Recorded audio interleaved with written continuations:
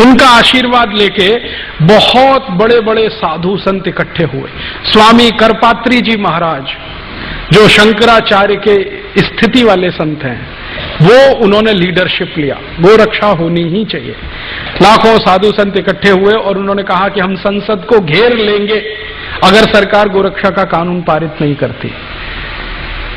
सौभाग्य या दुर्भाग्य जो भी कहिए, स्वामी करपात्री जी महाराज के थोड़े दिन पहले के आशीर्वाद से श्रीमती इंदिरा गांधी प्रधानमंत्री बन गई थी।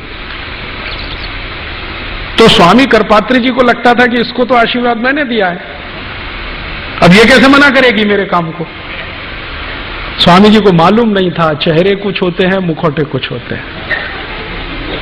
अच्छा, विनोबा जी ने भी आशीर्वाद दिया था, आपको मालूम है, श्रीमती इंदिरा गांधी को। इंदिरा गांधी जब प्रधानमंत्री बनी थी तो उनकी पॉलिटिकल पोजीशन बहुत कमजोर थी। उनके सामने जो टक्कर में थे ना, वो बहुत पावरफुल लीडर थे। निजलिंगप्पा बहुत पावरफुल आदमी थे, पूरा दक्षिण भारत उनके समर्थन में खड़ा था और तय था कि ये प्राइम मिनिस्टर बनेंगे।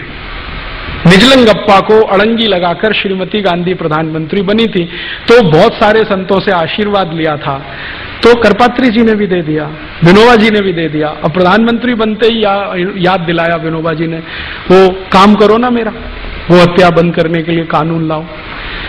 तो कहा बाबा अभी थोड़े दिन संभालने तो दो। तो बाबा ने कहा कितना दिन लगेगा संभालने में। तो दिन बीतते गए और करपात्री जी महाराज का धैर्य चुक गया, तो उन्होंने एक बहुत बड़ा जुलूस निकाल दिया, सरकार को घेरना है, संसद को कॉर्डन कर देना है, कोई अंदर जाएगा नहीं, कोई बाहर आएगा नहीं जब तक गोहत्या बंद नहीं होती। आप जानते हैं क्या हुआ? जिन करपात्री जी महाराज के आशीर्वाद से श्रीमती गांधी प्रधानमंत्री बनी थी, उन्हीं के ऊपर श्रीमती गांधी ने गोली चलवाई और एक नहीं सैकड़ों साधु उसमें मर गए। लेकिन गो हत्या नहीं रुकी, वो वैसे ही चली। उसके बाद स्वामी करपात्री जी ने, उनके शिष्य बताते हैं, मैंने कभी उनसे सीधे बात नहीं की, स्वामी करपात्री जी ने श्राप दे दिया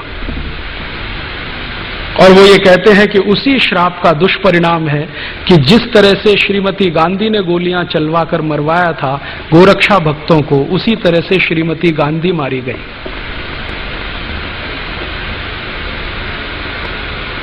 और ये अजीब संयोग है, मैंने इस पे थोड़ा काम किया तो मुझे पता चला, श्रीमती गांधी ने जिस दिन ये गोली चलवाई थी उस दिन गोपाष्टमी थी।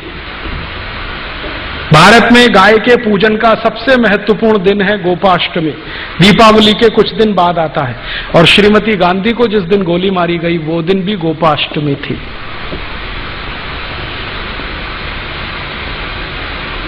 ये सब हुआ लेकिन गो हत्या नहीं रुकी। विनोबा भावे जिन्होंने आशीर्वाद दिया था श्रीमती गांधी को, वो जीवन के अंतिम दिनों में डिप्रेशन में चले गए, इतने डिप्रेशन में चले गए कि उन्होंने आत्महत्या कर ली,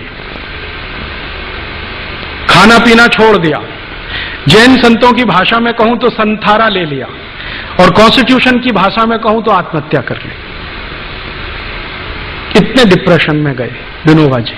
और विनोबा जी बार बार एक प्रश्न पूछते थे कि मैं कोई बहुत बड़ी मांग नहीं कर रहा हूं, एक छोटी सी मांग है कि गाय का कत्ल बंद करा दो, कोई बहुत बड़ी मांग नहीं है, संसद के सब सदस्य मानते हैं, मेजॉरिटी संसद इसके साथ में है। और उन्होंने कहा कि गाय का कत्ल बंद हो जाए तो ये देवनार कत्ल खाना बंद हो जाए जो मुंबई में चलता है, जिसमें 26,000 जानवर आज रोज कट रहे हैं, उस समय 11,000 कटते थे। छोटा सा प्रश्न था, नहीं हुआ और वो वहीं छूट गया। उसके बाद अभी थोड़े दिन पहले जब एनडीए सरकार आई तो बड़ी मुश्किल से एक बिल तैयार करके संसद में पेश किया गया कि गाय की हत्या तुरंत रुकनी चाहिए, कानून तुरंत बनना चाहिए।